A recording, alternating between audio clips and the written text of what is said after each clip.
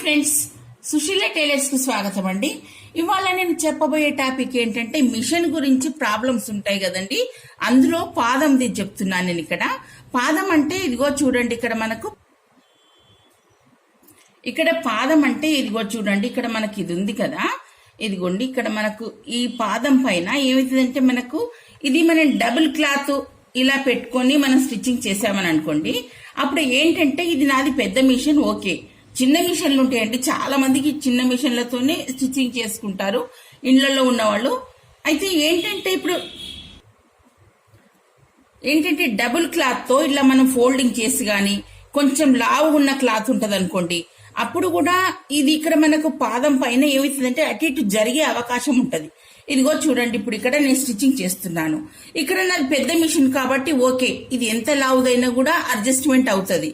చిన్న మిషన్లకు అలా అవ్వదండి, ఎందుకంటే ఇక్కడ ఇలా సైడ్ కు జరిగే అవకాశం ఉంటది. అలాంటప్పుడు ఏమవుతుందంటే మనకి ఈ సూది ఉంటది కదా, ఇక్కడ ఈ నీడిల్ అనేది మనకు మధ్యలో హోల్ ఉంటది చూడండి. ఇక్కడ మనకు ఈ నీడిల్ అనేది దింపేది హోల్ ఉంటది కదా, అప్పుడు ఏమవుతుందంటే పాదం అనేది పక్కకు జరిగి ఇప్పుడు మనకు ఈ నీడిల్ అనేది ఈ పాదం పైన పడుతుంది. పాదం పైన పడి ఇప్పుడు మనకు ఈ సూది మొన అనేది మనకు పోతుంది.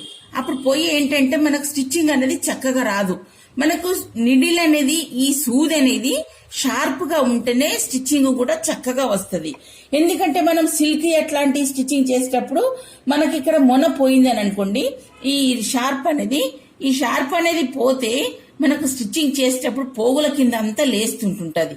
అలాంటప్పుడు మనం ఏం చేయాలి, సూది మార్చుకోవాలి. అది ఒకటి. ప్లస్ ఇప్పుడు ఏంటంటే ఇప్పుడు మనకు ఇది పాదం జరిగినప్పుడు ఈ సూది అనేది దీని పైన పడినప్పుడు మనకు మొనబోతుంది, సూదులు కూడా విరిగే అవకాశం ఉంటది. టక్కన విరుగుతుంటుంటాయి సూదులు కూడా.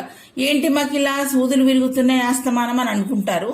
ఇది జాగ్రత్తగా చూసుకొని మీరు ఇలా స్టిచ్చింగ్ చేశారనుకోండి, మీకు ఇలా రాదు. ఇదిగోండి, ఇది మాకు పెద్ద మిషన్ కాబట్టి ఓకే.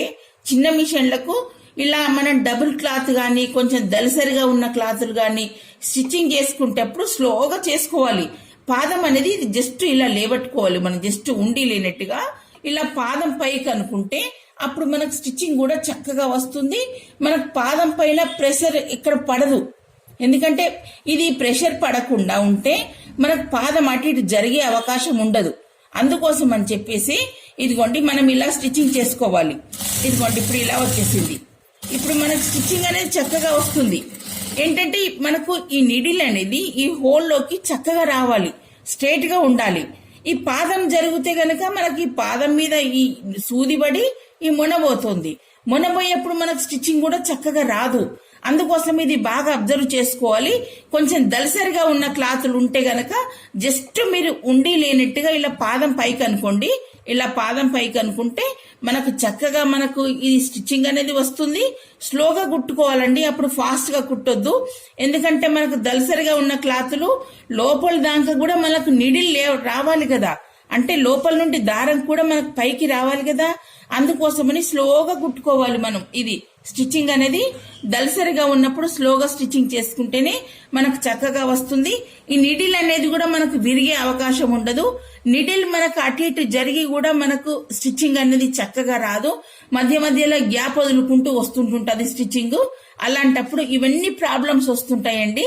మనం సూది అడ్జస్ట్మెంట్ చేసుకున్నట్లో కూడా మనకి ఈ మిషన్ లో కూడా ఇది చాలా ఉంటదండి.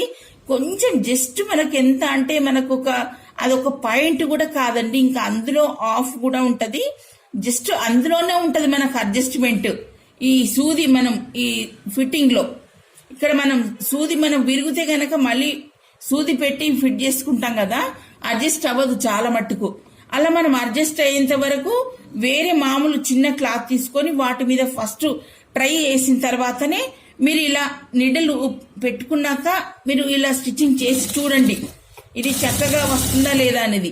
మధ్యలో గ్యాప్ వదులుకుంటూ కూడా వస్తుంటుంటది మన కుట్టు అప్పుడప్పుడు. అంటే అది సూది మనకు అడ్జస్ట్మెంట్ కాలేదని అనుకుంటేనే అలా మనకు గ్యాప్ అనేది వస్తుంది.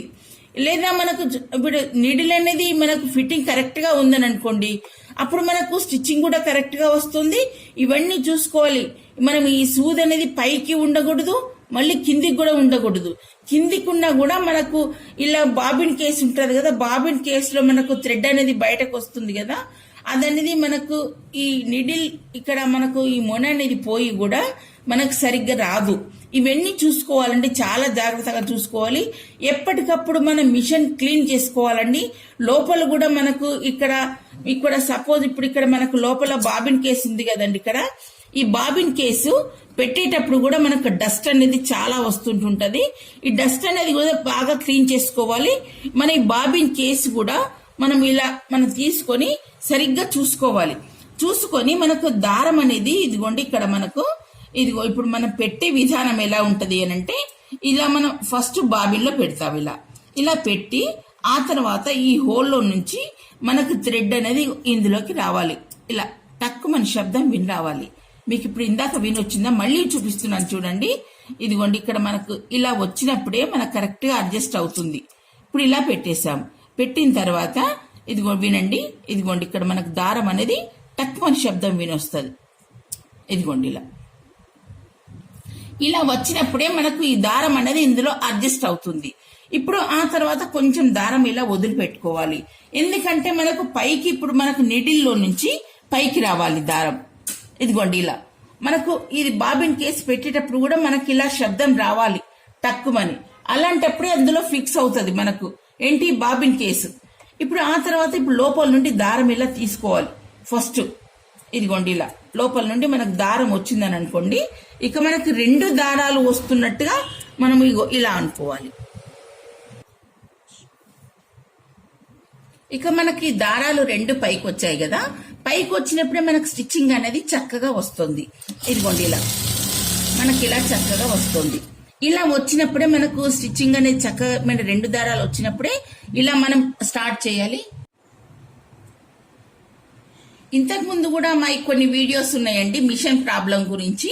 ఇదిగో మీరు అది కూడా ఒకవేళ మీకు ఏమైనా సందేహం ఉంటే గనక మీరు ఆ వీడియోస్ కూడా చూడండి. ఇంకా మీరు మీకు ఏదైనా సమస్య ఉంటే గనక మీకు మిషన్ ప్రాబ్లం గురించి అయినా కూడా మీరు కామెంట్ రూపంలో తెలపండి. తప్పనిసరిగా మీకు ఆన్సర్ ఇస్తాను. మా స్టిచ్చింగ్ మా వీడియోస్ అన్ని కూడా మీరు చూస్తారని అనుకుంటున్నాను. Okay friends, thank you.